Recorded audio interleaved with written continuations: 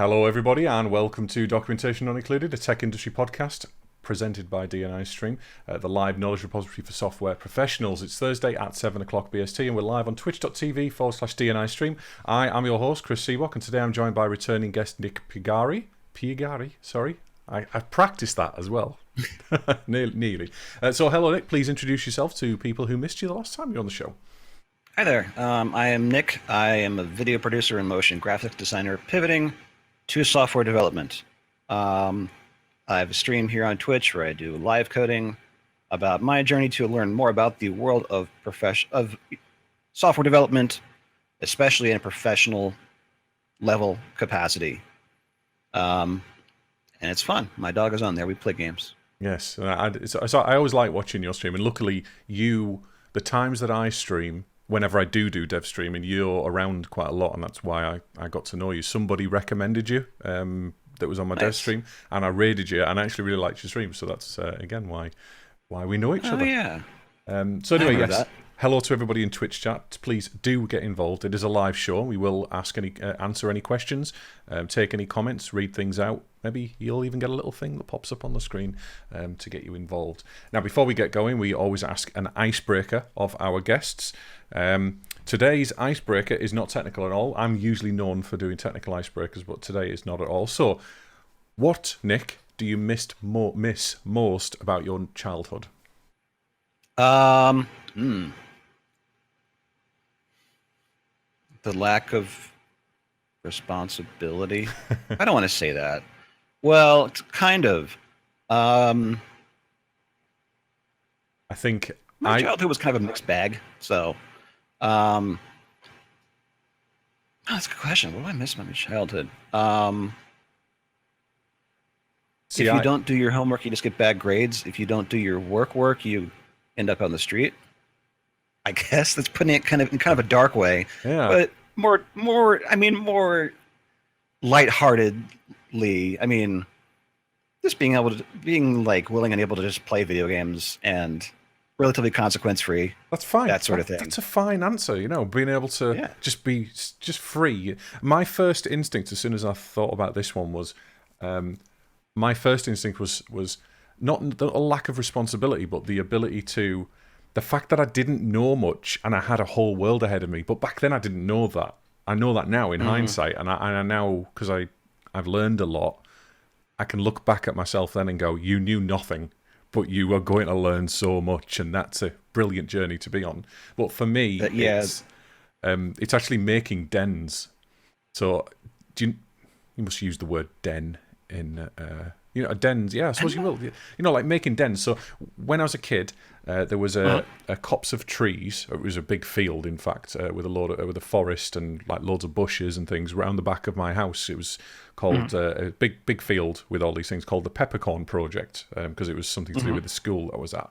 And we used to go down there a lot, and I used to take my dad's tools, and we used to make dens. We used to make like bush dens, if you know what I mean. So we used to play in them and make tree houses and all kinds of things. That I used to love that because it was like creative, and I just enjoyed it. I didn't like it when the rough lads and the bullies of the school came and destroyed my dens, because that happened quite a lot. But they suck. I was always the guy that came down with his dad's power tools and whizzed all the battery powered power tools and whizzed everything. Cut all the trees down and stuff, and made a bigger area. Like, this is the kitchen. This is the making a little house in a shed. That's actually one thing I don't miss about my childhood. They say, "Oh, go find the biggest kid in the schoolyard and beat him up." I was the biggest kid in the schoolyard. Right. But also, I agree with you. Also, the way I perceive things, like that childlike wonder, I do miss that. I've always been a fan of like Halloween and Christmas, and my mom would drive me and my sister around the neighborhoods to like see all the pretty lights. And when I was young, it didn't take much for me to go, wow. These days it's like, seen it. Yeah. Do more. I need at least 10 times this many lights and money spent on the project for me to even feel an inkling of joy. Well, that's something I've definitely noticed. Volstrat in chat has said two things. He said not having to care about bloody everything, Mm-hmm. And also not feeling bad about wasting so much time. Oh God, yes. So that kind of leads Oh, us on to our subject a little bit, doesn't it? Because that's kind of what we're talking about yeah. today. Yeah, that's pretty much it, kind of. And I think, yeah, I think we'll move on to that now. So anyway, our show today is called Striking a Balance. We came up with it in the middle of the show last time, and we've acted on it, and we've got Nick back to talk about it. So the tech world is ever changing. There are constantly things. It's moving at an alarming pace. I mean, it's getting. I'd say it's getting worse rather than easier. And I don't know if it's ever going to hit a limit where we're not constantly developing new things and constantly getting new languages and frameworks and things out. As a developer, I don't know if my job in 10 years' time, I mean, what am I, 38, so before...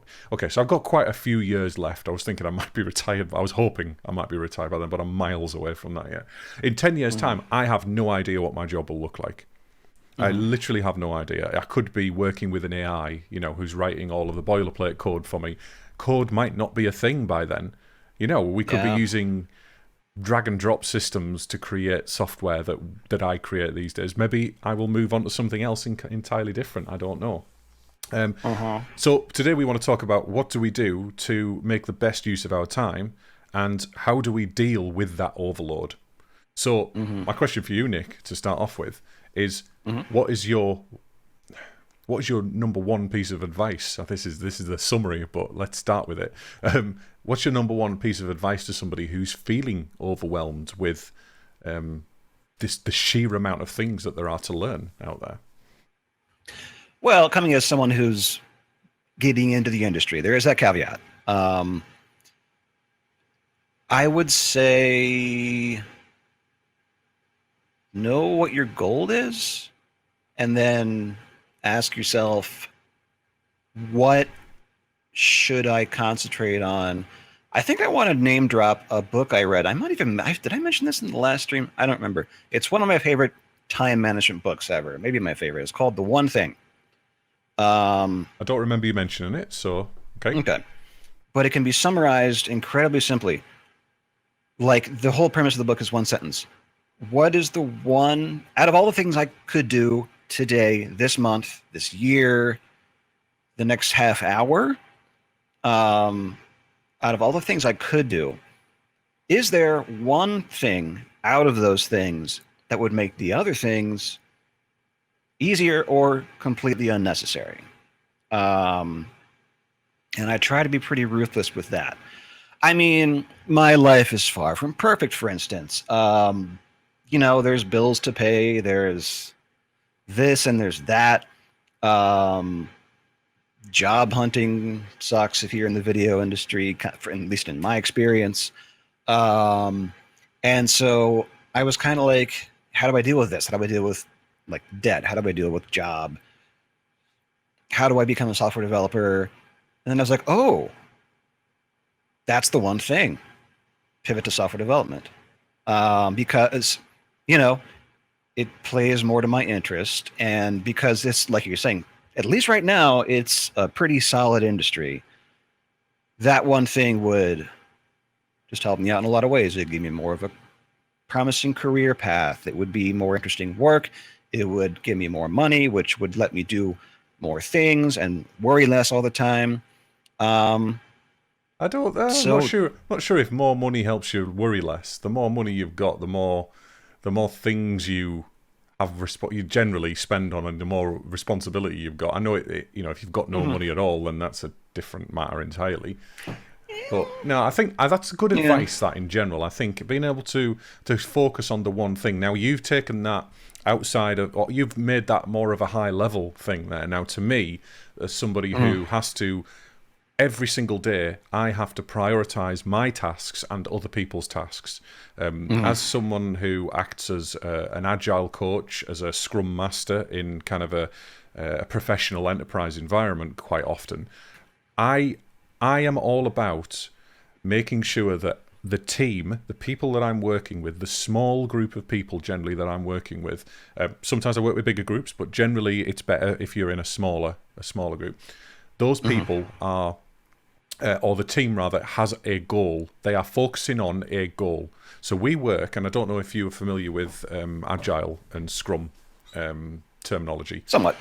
I think I get the idea. So basically, in a Scrum, you meet every day for a very short period of time, 15 minutes, and you talk about what's blocking you, what you did, and what you're going to do as a team. Now, the more the better you get at it, the less you have to stick to a formula, but you can still get all of the details you need to do, to talk about in those 15 minutes, because you take other things offline and talk about them outside of the meeting. But basically, this is just to kind of get up to date with each other, make sure that everyone's aligned, I suppose. But in that team, it happened in the last few days, 2 other people might block me, and I might be blocking somebody else. But we need to, as a team, come to a decision that that task there that we've already agreed and planned to do is much more important than these other 6 tasks. So let's all pull together. Let's get this issue sorted, or come up with a solution that gets us around the particular blocker, a pragmatic solution for the time being, so we can unblock other people for them to get going, working with their workflows. And then we can get on with the other tickets and the other items that we're working on. And that's a key thing, but we're focusing on the one thing, as you said there. We are focusing on the most important thing for that moment in time. Now, when it comes to development, actually solving problems in development, that's even more granular. But I think for this, being able to choose what to look at, what tech to embrace, what frameworks and languages and JavaScript kind of libraries or anything like that. All of that stuff is kind of what we're trying to focus on here. We're trying to figure out what's the best way for somebody to what's the next thing that they should pick up? How could they figure that out? So, I mean, I don't know the answer, let's be honest. And if anybody in chat does have the answer, please, I mean, you can have my job, Yeah.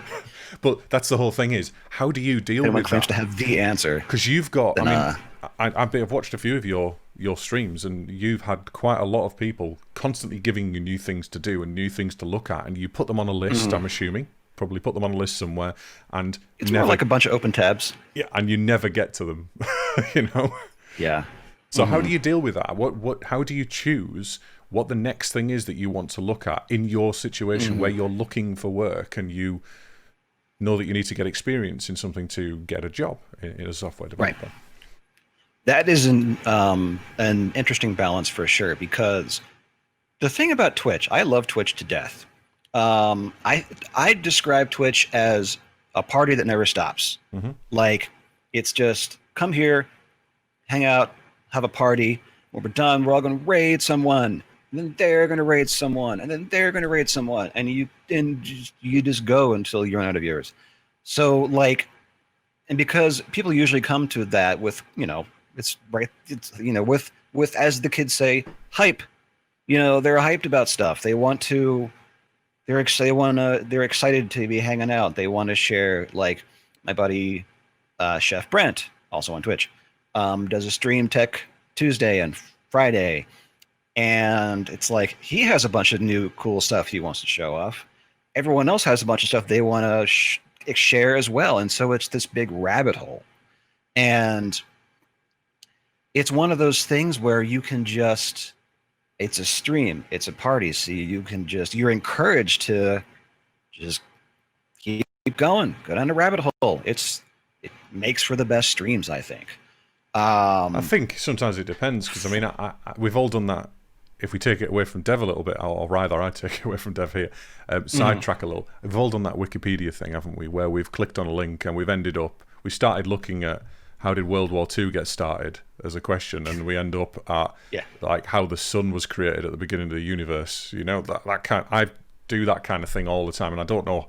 I'd love to track that, and see how I've got to that point and how long it's taken me, because sometimes I have to leave tabs open on my tablet, and when I go to the toilet or something, I'll take the tablet in there and I'll start, and it'll last months, this entry that I'm just reading that goes, but that's the thing with Dev. I have exactly the same problem. I need to learn something new, but the way that I deal with it, when I've got a billion, and I have got a billion things to learn. The way that I deal with it is I compartmentalize, and I'm very good at that. I'm very good at going, right, this is new, this needs some dedicated time to learn it because there is a clear benefit from me learning it, a clear benefit, and it's that target, that goal that you were talking about earlier on. But if something isn't important, it's like somebody said at some point, maybe on our podcast actually, if you've got a to-do list and it's too long, you're never going to get to the bottom of it. You'll pick off the things that you want to do first, but in reality, the things that you need to do, you don't need a list for. You will get them done because they are urgent, because they are stopping you from doing other things. So you'll eventually get them done. I've got a pile of things over there that are on my to-do list to sort out. 15 years they've been there. It's ridiculous, you know? And it's the same in my dev to-do list. I started using bookmarks and saving things in my browser, you know, saving links to look at and making notes and going, right, I need to look at Blazor, I need to look at what WebAssembly does, I need to look at what I need to look at React, you know. Still haven't really got around to looking at React, and I probably never will until I need to. But Blazor has suddenly become forefront because I need to look at it for things that I'm doing for one of my clients. I don't need to know everything about it, but I need to know enough. So I'm starting to research it and starting to look at it, and I spend a little bit of time outside of, my work life looking at things like that as well. So compartmentalizing, I think, is my number one piece of advice, I think. That makes sense. Yeah, like, I am starting to realize, like, as I was mentioning earlier, part of why I was able to, you know, invest so much time in live coding streams because, you know, with the U.S. economy in a very, very, very weird place, there's been, you know, fortunately, at least a little bit of relief from the government. Not enough. Like, there's been some unemployment insurance. I mean, I am definitely COVID semi-employed right now because there's not a lot of video production work happening. And I've been able to benefit from that. But with that not looking very promising right now, I've been, I'm like, oh yeah, I got to keep my eye on the prize here. I am trying to get a job. And meanwhile, here I am kind of going off, like, working on a lot of the tech around, you know, for my live stream. We've been writing a bunch of, like, there's a Raspberry Pi behind me that does that integrates with Twitch and chat and makes cool stuff happen. It's a lot of fun, and chat seems to like it, especially when it involves my pup. He is a component of the stream as well. It's a lot of fun, but I think after Halloween, which is usually when I traditionally spend this month getting ready for my Halloween display, probably not going to be much trick-or-treating this year, so that's kind of out. So I think I'm going to spend, but I want to do something. So I think my plan is going to be, once Halloween's over, I need to shift focus away from the stream tech, you know, building up my own stream tech, and focus on things that A, would help me get a job, and B, stuff that might help other aspiring developers get a job. And I'm thinking that a way to do that is, I really, really hate looking at job listings. There's something about it that viscerally enrages me, which is not to my benefit. But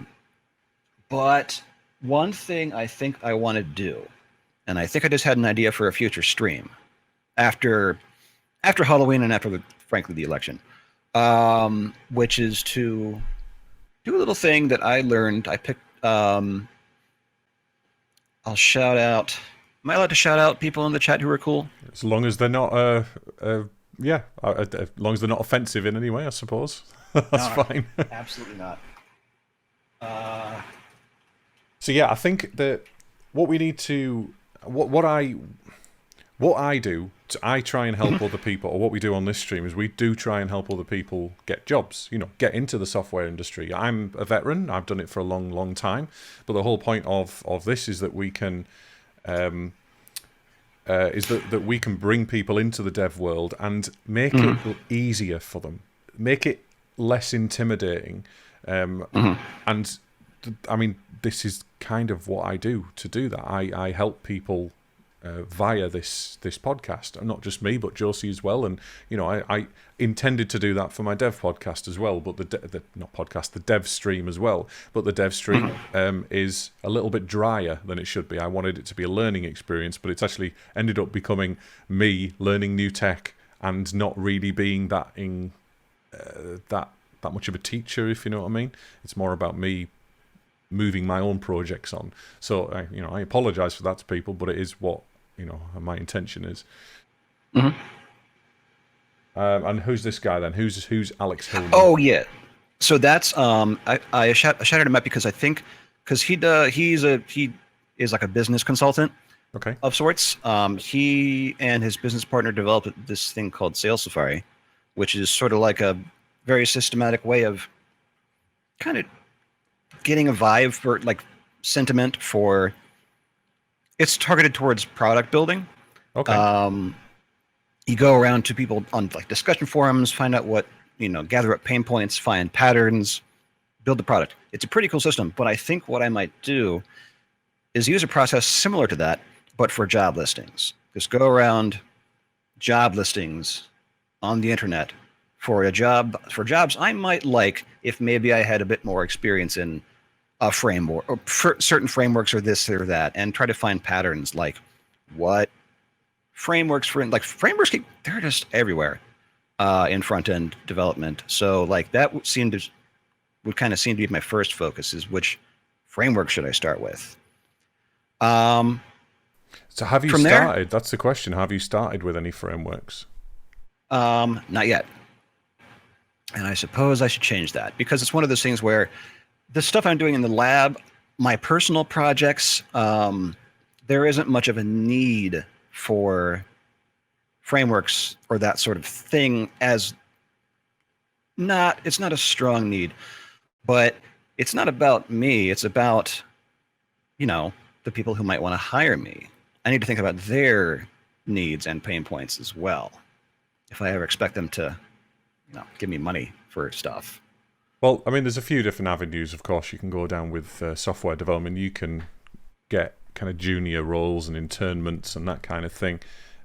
You can get a job as a software developer and kind of become a mentee of somebody, as a junior, and you can start moving on and learning. I mean, I'm currently in the middle of mentoring a few people that are juniors, and quite clearly the questions that they ask are junior questions, but that doesn't mean that they don't know what they're doing. They're picking things up and moving on very quickly. It's about finding that right person to learn from, I suppose, and give you the right amount of knowledge, and then also doing enough in your own time, doing enough of your own reading and courses, and embracing the ideas and embracing the frameworks, embracing the design patterns, embracing the working practices that the software industry generally uses. I mean, every company's different, Most of the places that I work are enterprise grade, clients, and they do things a certain way. They would want me to do things a certain way, so I've developed methods that work for them. I struggle a little bit when it comes to hacking something together and not doing things the right way, or the way that I see them to be right. But that doesn't mean they're not the right way for another company, There is literally a software job out there for everybody. If you are a software developer, you don't have to know how to use you don't have to know how to design your objects in a solid fashion. You don't need to understand N-tier architectures, and you don't need to know unit testing and integration testing off by heart. They all come if you need to, but that's the whole point, is don't focus on those things if the fundamentals aren't there. If you need to pick up a framework, if you see if you keep seeing jobs that you think you're going to want, and you keep seeing Angular on those jobs, then learn Angular. Spend time reading the tutorials, spend time learning what they mean when they talk about the opinionated way that Angular works in that instance. Learn how Angular relates to the back end. Don't worry about getting it perfect. Worry about learning it, picking it up, and being able to answer some basic questions like, what is a component? How do we decorate guards and things like that? Those things are built into Angular.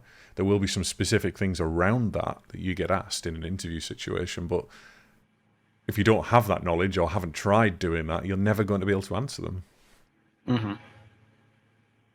That makes sense. And that's another balance thing for us, like for a stream, is I do. I'm trying to go with this. I think that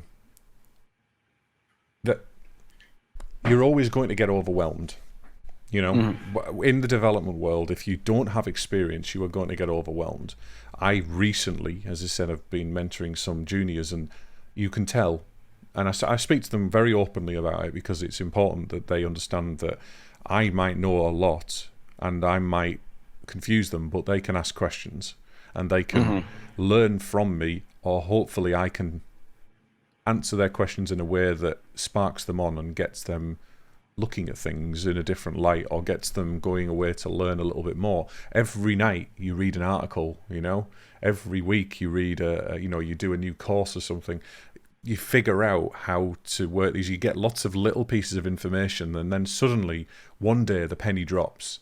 That one day for me was about 15 years ago. I remember somebody who wasn't directly mentoring me, but somebody who I was working with, and I don't know, there's something about that guy, how he was with me, and he just lit this fire under me, and he just made me want to learn more. And the way that I struck the balance in that situation, because suddenly I just wanted to go off and learn everything, and I wanted to understand tests and why, I wanted to understand absolutely everything about software development after that. And again, the way that I did that is I carefully chose which pieces of tech that I wanted to learn. I looked at the libraries that they were using. It was C# in that instance, but I looked at the libraries that were being used, and I figured one library out at a time. I can't do everything.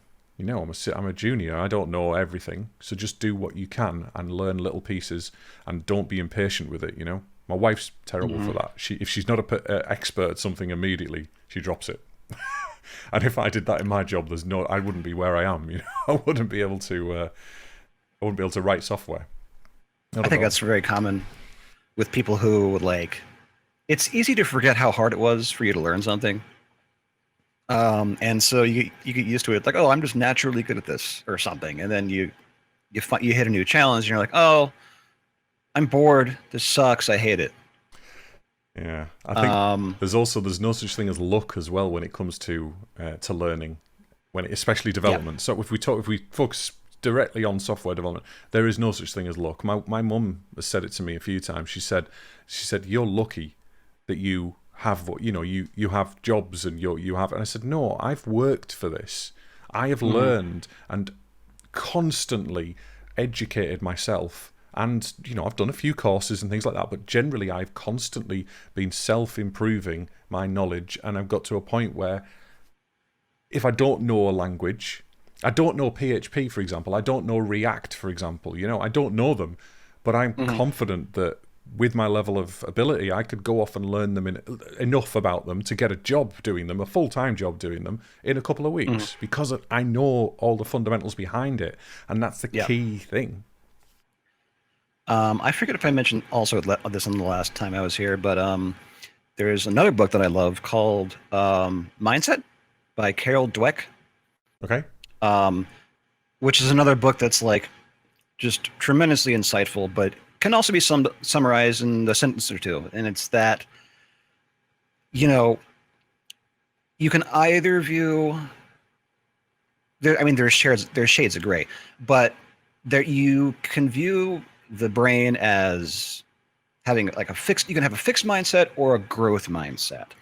It's very common to believe that brains are just naturally good at something or naturally bad, and that it can come from childhood when your parents, there's a throwback to earlier in the convo, it can come from childhood when your parents are like, wow, you're so smart, you're so good at this.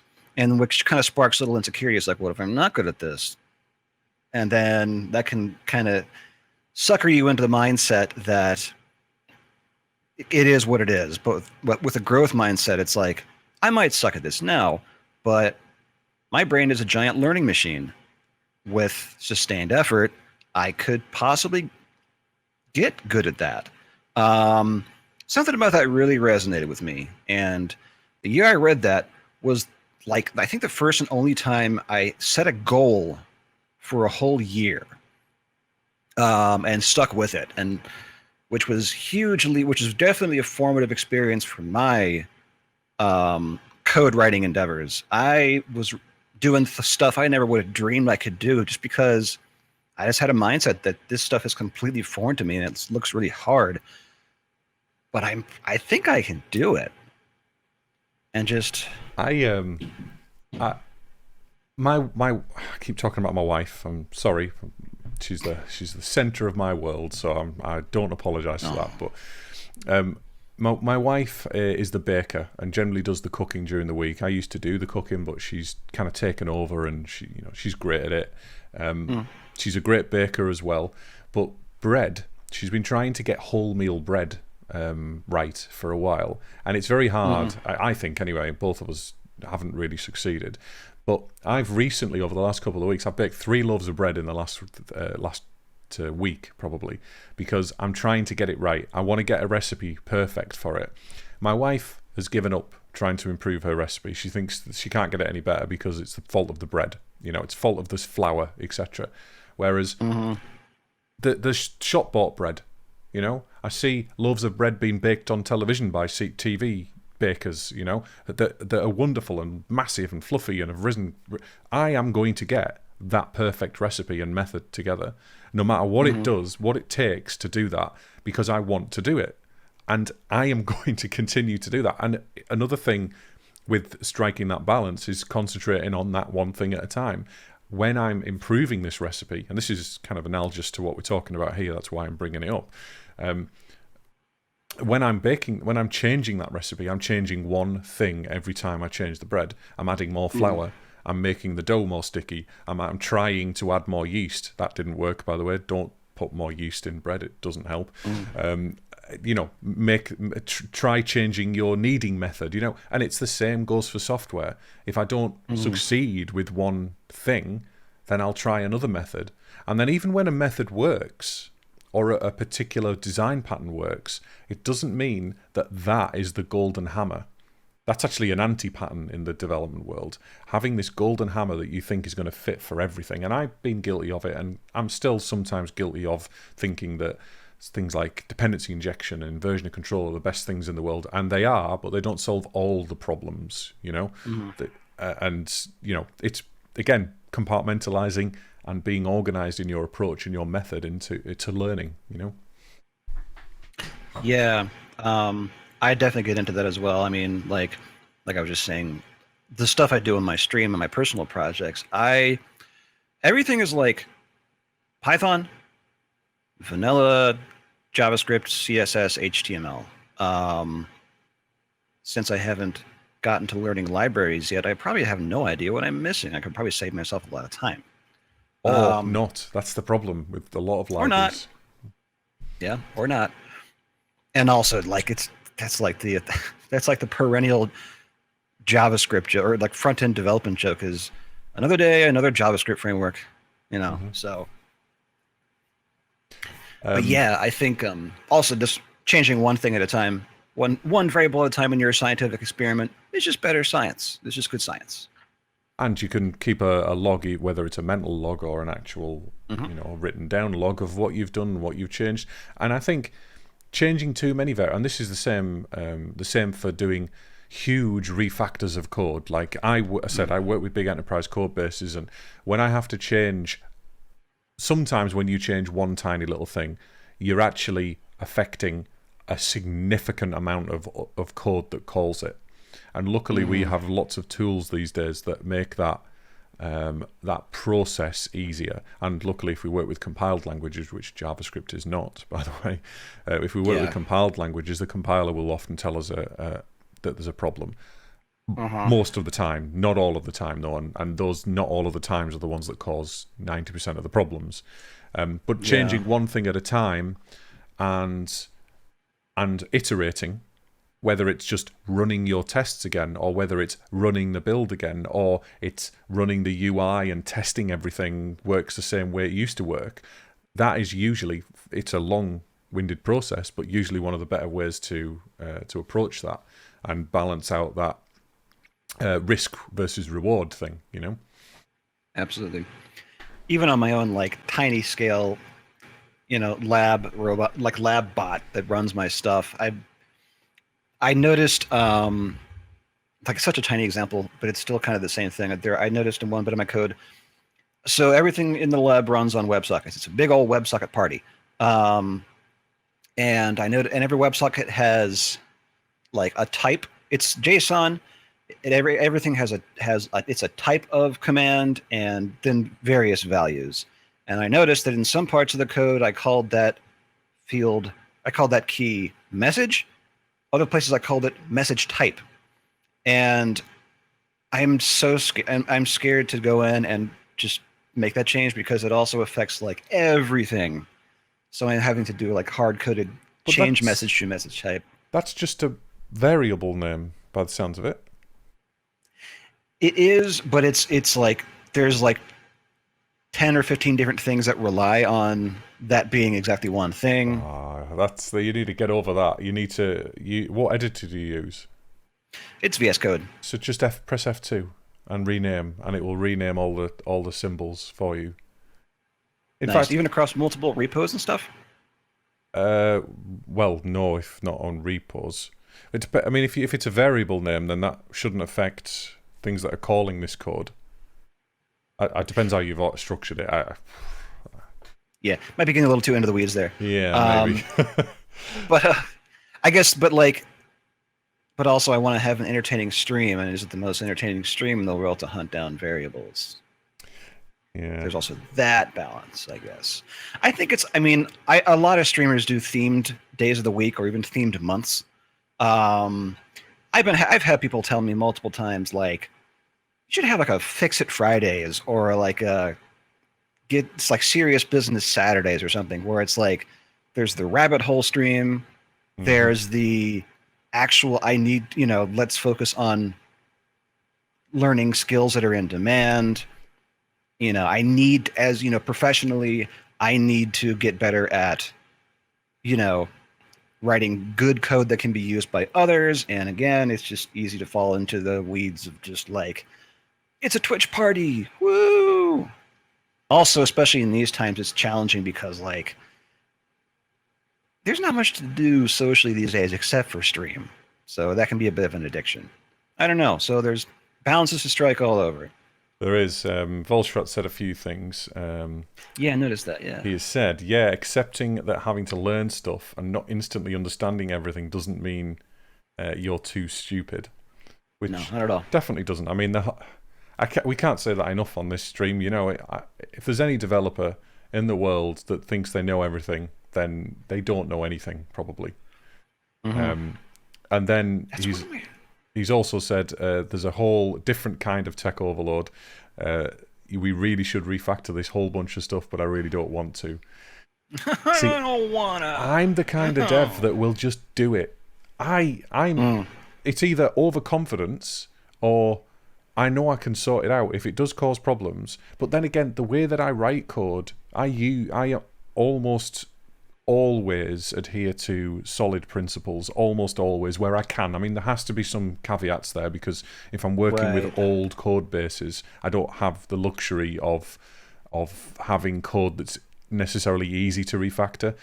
At the moment, I am refactoring a legacy code base and essentially rewriting the whole thing from scratch, but there's like 20 odd years of history in this code, but I have the tools and the knowledge to be able to do this refactor and just rip whole swathes of code out. The other developers that I work with, or the client that I'm working with rather, whenever they see me code, because I do a lot of screen sharing, you can hear them kind of going, whenever I delete everything, I just delete like whole classes and just remove things, because I know version control. Yeah, exactly. That is another thing as well. I have version control to back me up, but they don't see it that way. They think that a commit is final.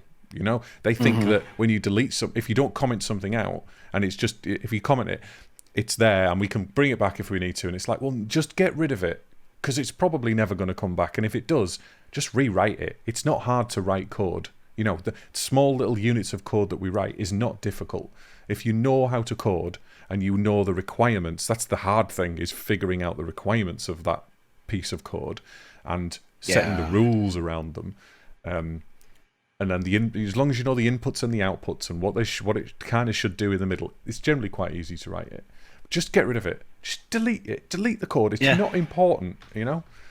It's That was actually what incited this topic originally, was that was, I think, the balance we were originally talking about, was striking a balance between like getting it working and writing it in a way that's even remotely usable by anyone other than you. I tend to just, okay, I need to get working, go. And then I lean towards that. It is definitely something I gotta work on. You see, very much so. I'm in a situation now. I haven't been in a situation like this for quite some years, and because I'm working with this old brittle code base, when I say these things, I'm not criticizing any individual or the business that I'm doing the work for or anything like that. Right. Code becomes like that if it's not guarded and protected properly, and a lot of places don't have a lot of developers don't have the confidence to guard and make those decisions and go, right, this is how it should be because of this, and I'm going to put my foot down. And not everybody has time to do code reviews and check over things and make sure that code is maintainable, and all of those things come into the enterprise. You know, they all come in when they're important, especially if you've got transient developers as well, like contractors and people who are coming in and out all the time, and even just high throughput staff. You know, it happens. Code becomes brittle over time. There are ways to mitigate that, but they're only good as long as they're maintained. Those ways to are we following the proper solid principles? Well, what is your opinion of a solid principle? Or rather, how you interpret, or developer 1 interprets a solid principle, the solid principles, is different from how developer 2 interprets them. How developer 1 writes their tests is different from how developer 2 writes their tests. And unless there's a common understanding across a team, and that is maintained consistently, which is extremely hard to do in a high-pressure environment, code becomes legacy, code becomes brittle, and people get less confident about changing it over time. But then I said there are people like me that just come in and go, get rid of it all, rewrite it. Simple as that. Got to Gordon Ramsay your code every once in a while. Oh, I love it. I am the Gordon Ramsay of developers. It's a good way to put it, and I'll take that. One thing I do like about that, I got almost sort of a counterexample, like I do like, from, now that I'm getting a glimpse of actual development cycles and working with a senior sort of developer in a junior sort of role, is I like how, at least from my experience, very limited experience, I try to hang out with awesome people and not jerks. But it's been really cool so far, and almost heartwarming that, like, if you're working with a good senior developer in a good team, it's like there is really that growth mindset sort of thing going on. Again, in my experience, like, that mindset does seem to be more prevalent than other industries I've been in. I think, like, video production, especially old school broadcast stuff, is just, from what I've seen, it's very like, pay your dues. This is the right way to do things. But I guess it kind of comes with the nature of writing code. It's like, to me, it kind of feels like writing poetry that does stuff, or like weaving magic or something. It's just, it's such an essence of, I'm waxing a little too poetic, I know. No, that's fine, because code is an art. I don't care what anybody says. Coding is an art form in a way, shape, or form. It's a lot of creativity is required. It's not and vision. I don't see it as that creative anymore. I see the process as more important than the code. The code, to me, I've written so much code over the years that it's boring. That part of it is boring. But what I really enjoy is I really enjoy figuring out what somebody needs or what a system needs, and then fixing that problem, solving that solution, coming up with a solution that works in the best way, and then doing it in a quality way. I really enjoy the craft around it, not necessarily the typing of the code, because that's just something I have to do to get to the end point. But I really enjoy that part. Just the whole... I can't even explain. I like architecting something. I like... Just the whole thing, the system, I guess. Yeah, I like taking advantage of new language features that come out that make my life easier and make my code more terse, that make me a better programmer because I understand more ways. One of the things I enjoy about mentoring people is that they ask me questions that I don't know the answer to, and I have to figure it out either quickly, or rather, I don't know how to answer it. I do know the answer; it's there somewhere. I just, I can't formulate the words for it. But they challenge me to explain it in a way that, and that's one of the things I like about this podcast as well. Quite a lot of the time, and doing dev streams, I get asked questions that I don't know. What is boxing and unboxing in C#? I don't know. I'll have to figure that out, and then I might read an article and explain it, and that helps me understand what I've been doing for the last 20 years. When I've boxed and unboxed a variable, why have I needed to do that? Why is integration testing and unit testing so different from each other? All of these things, they all have a reason, and understanding those reasons help you select the right tool for the job. And the same goes for frameworks. And to me, that's when I'm trying to balance all of that together. As going back to the balancing, I'm trying to balance all of that all the time and figure out the most pragmatic solution whilst retaining a quality and delivery. Another thing you mentioned earlier was confidence. I'm kind of noticing very quickly that one of the biggest differences, if not the biggest difference, and again, limited experience, but it seems like the biggest difference between junior and senior is confidence. And a lot of what they try to help people build is confidence, which is so cool. Knowledge. I don't know. I just think that's really... With knowledge you become confident because you have more answers and more tools in your head, not just on your computer, available to you. I can go, right, just to do a search across a code base these days, I've got another tool, right? I used to use Notepad++ and use the file search in that. And now Visual Studio Code makes that a cinch to do that. And I could do regex replaces very quickly in that. And I could do it in Notepad++, but it was actually harder to do because it wasn't the right... This tool has become my go-to for that kind of thing.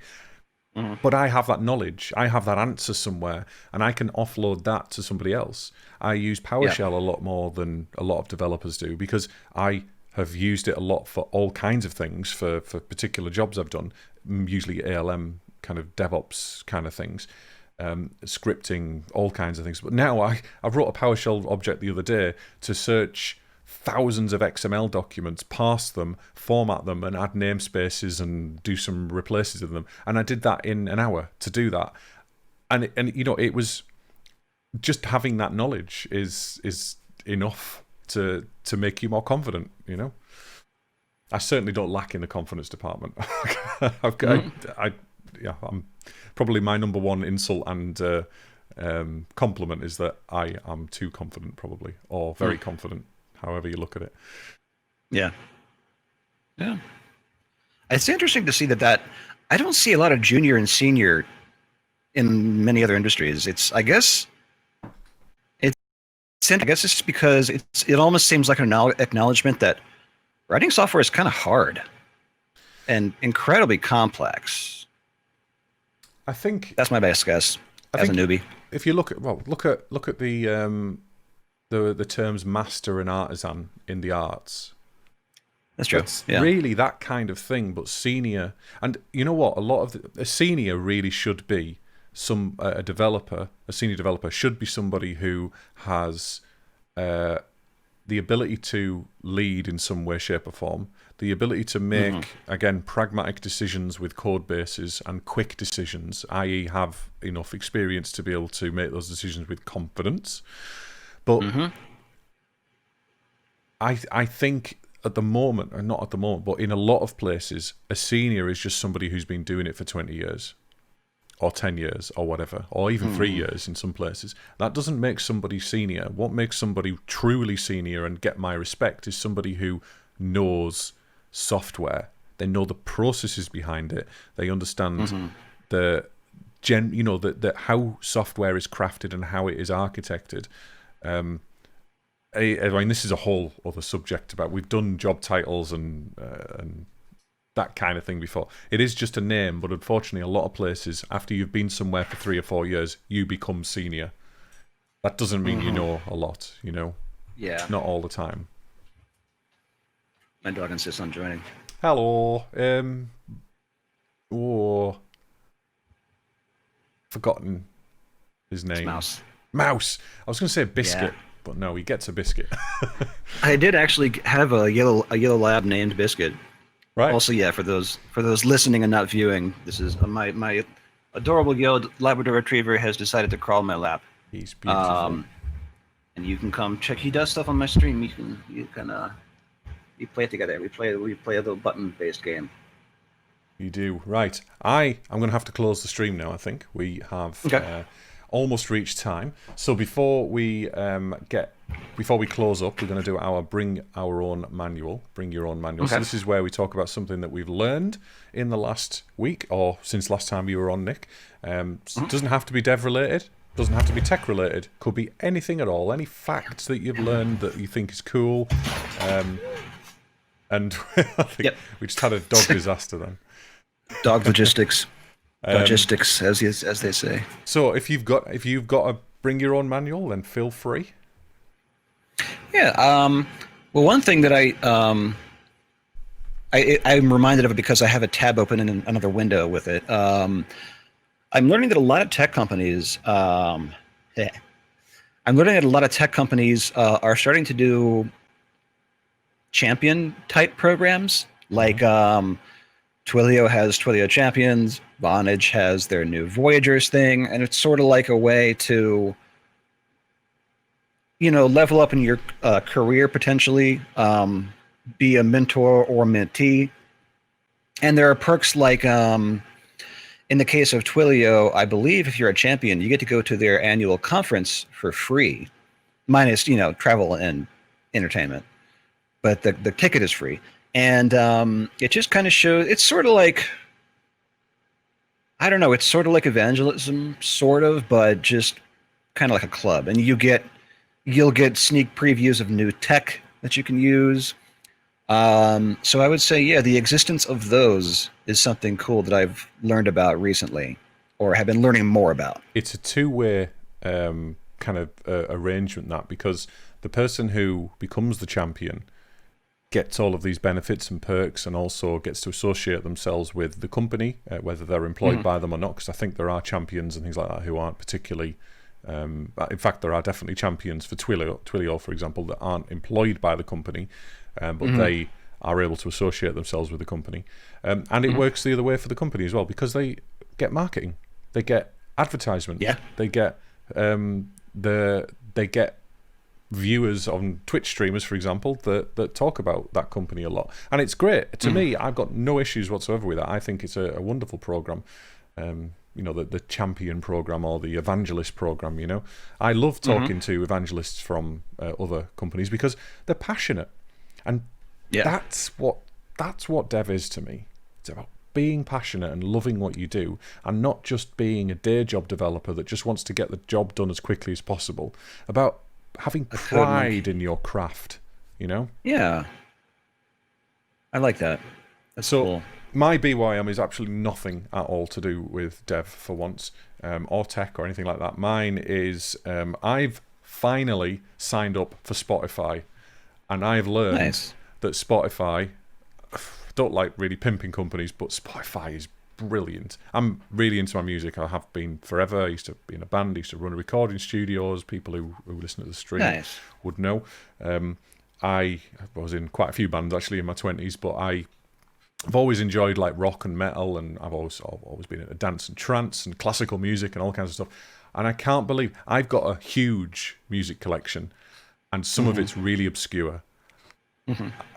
Spotify has failed only once so far on all of the music I've looked up, and it was from the band was Mouse Rat from it's not even a real band, but Mouse Rat from Parks and Rec, the band from, I think his name's Chris in the thing, the Daft lad. I don't know if you've seen it, but is his name unless Chris? It was released on the unless Parks and Rec released a official soundtrack. Don't know, might have done, but either way, he does some cool songs in the show, and it's all comedy, daft songs, but it just reminds you of the show and stuff. Couldn't find any Mouse Rat.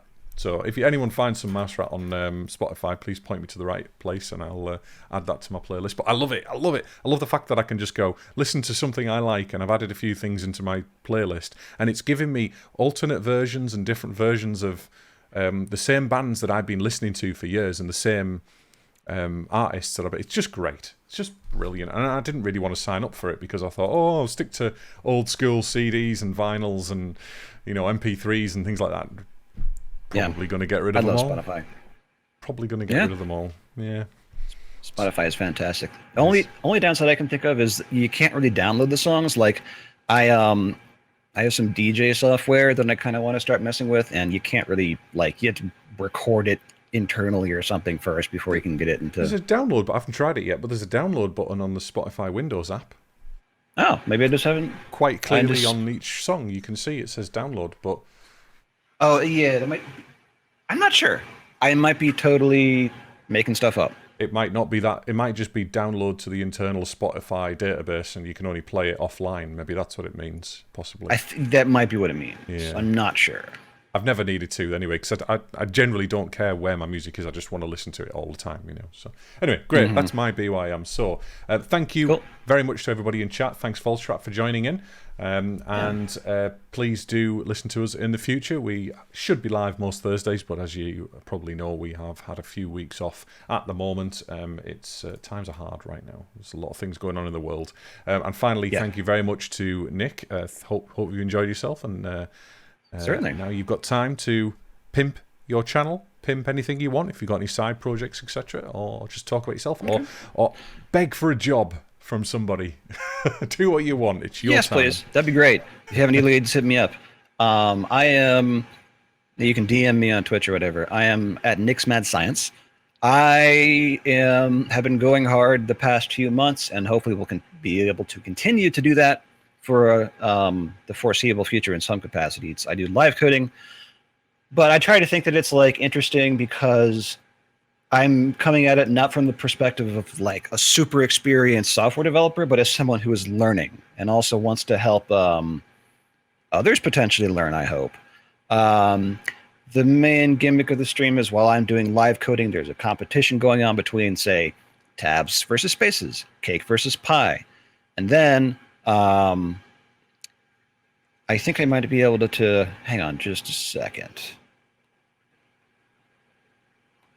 Oh, we're going to get a demonstration now for those who are listening on the podcast of the gimmick, I think. Go on, I'll explain. Oh yeah, of course. Happens. Right, yeah.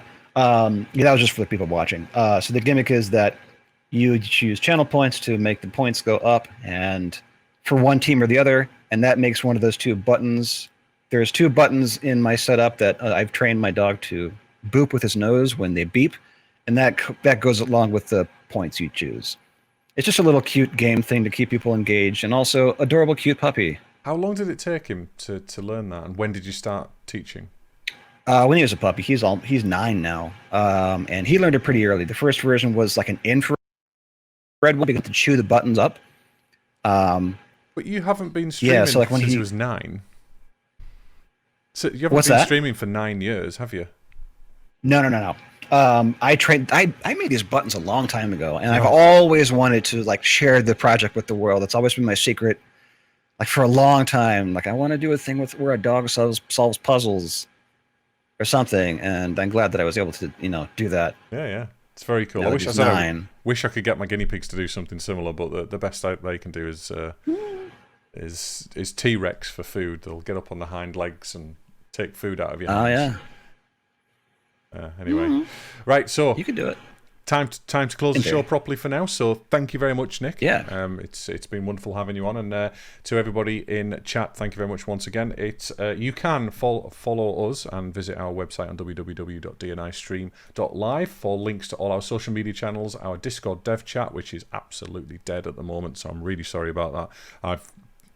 Don't have time. I am so busy. I don't have time for the community we've been trying to build. That's this horrible thing to say, but got to be honest, haven't you? I'm not gonna lie to people. So it will pick up at some point, and hopefully Josie will be back soon as well. She's been making some murmurings. She's been waking up a little bit, and hopefully she's going to be well enough soon to come back onto the podcast. Hopefully in the next few weeks, fingers crossed. But again, can't promise anything until it happens. Let's just watch this space. And you can also use the website to contact us for any reason whatsoever. If you want to be a guest on the show, you've got an idea for a topic, or you've got any comments or suggestions, or you want to get hold of Nick and you happen to not know how to use Twitch or anything like that, just get hold of us and we'll put you in touch. And lastly, do not forget to follow our Twitch channel. There's a follow button below or above or wherever it is, and do that. So we hope to see you next time on some Thursday in the future at 7 p.m.